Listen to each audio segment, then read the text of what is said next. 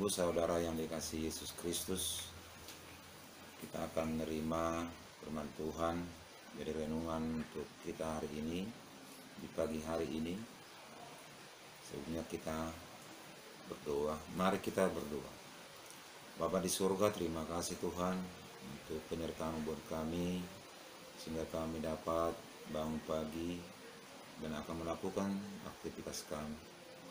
Sebelumnya Tuhan, kami akan menerima kuasa firman. Berfirmanlah Allah, hamba-hambamu siap menerima. Dalam nama Yesus kami berdoa. Amin. Saudara-saudara yang dikasihi Yesus Kristus, firman Tuhan menjadi santapan rohani untuk kita pagi hari ini, tertulis dalam Lukas pasal 6 ayat 36. Demikian bunyinya. Hendaklah kamu murah hati sama seperti Bapakmu adalah murah hati. Demikian bunyinya. Saudara yang dikasihi Yesus Kristus, berbicara tentang murah hati adalah salah satu sifat atau karakter yang harus ada di dalam diri orang percaya. Mengapa? Karena Kristus telah meninggalkan teladan hidup bagi kita, sehingga hidup kita harus meniru Kristus, harus mengikuti jejak Kristus. Sebagai anak Tuhan, mutlak bagi kita mewarisi sifat murah hati, ditandai dengan perbuatan sikap belas kasihan dan suka memberi, suka menolong, berbuat baik, yang jelas tidak pelit dan harus murah hati.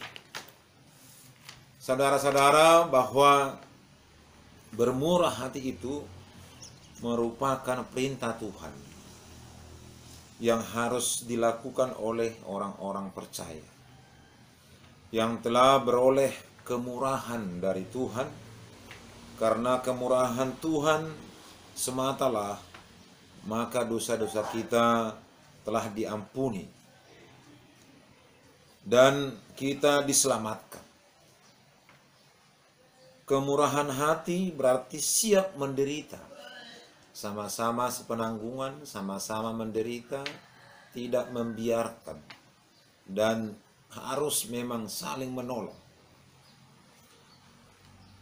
Yang menjadi pertanyaan, kepada siapa kita bermurah hati?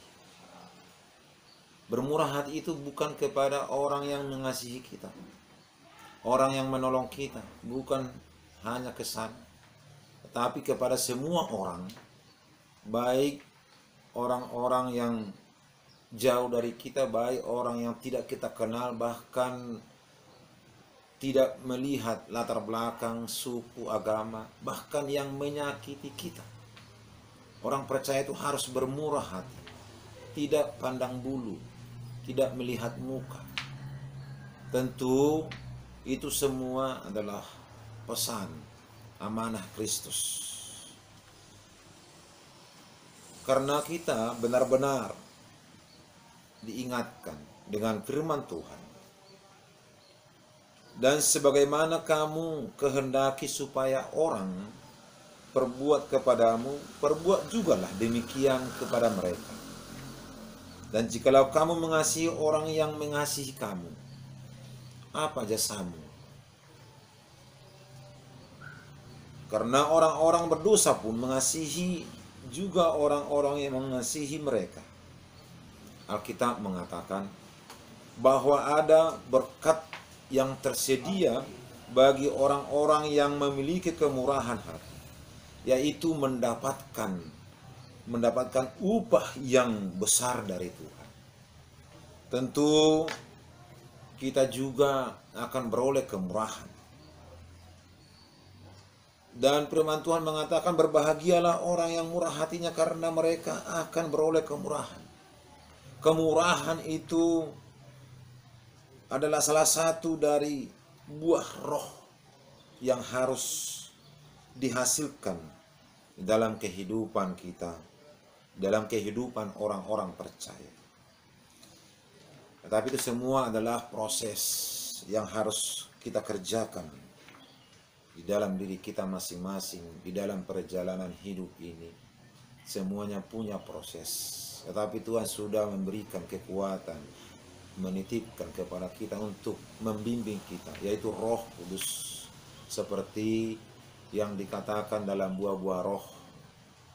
Salah satunya dari 9 buah roh itu adalah harus murah hati. Bermurah hatilah kepada semua orang, kepada siapapun. Karena itu pesan dan amanah dari Tuhan kita Yesus Kristus. Mari berbuat baik di setiap pekerjaan kita. Mari bermurah hati di setiap kehidupan kita. Dan itu menjadi suatu kebahagiaan bagi kita, bahwa itu adalah sungguh luar biasa. Tuhan Yesus memberkati. Amin. Kita berdoa. Terima kasih Bapa, firman-Mu telah kami santap. Biarlah itu menjadi kekuatan bagi kami untuk menjalani hidup kami, untuk memulai pekerjaan kami dalam satu hari ini. Biarlah kami tetap bermurah hati, sekalipun kami banyak menghadapi tantangan atau yang menyakiti kami. Tapi kami harus bermurah hati, mau saling menopang, mau saling membuat yang terbaik, dan mau saling mengampuni. Bahkan siapapun orangnya, kami tidak pandang bulu. Biarlah kami terus bermurah hati. Terima kasih. Dalam nama Yesus kami berdoa. Amin.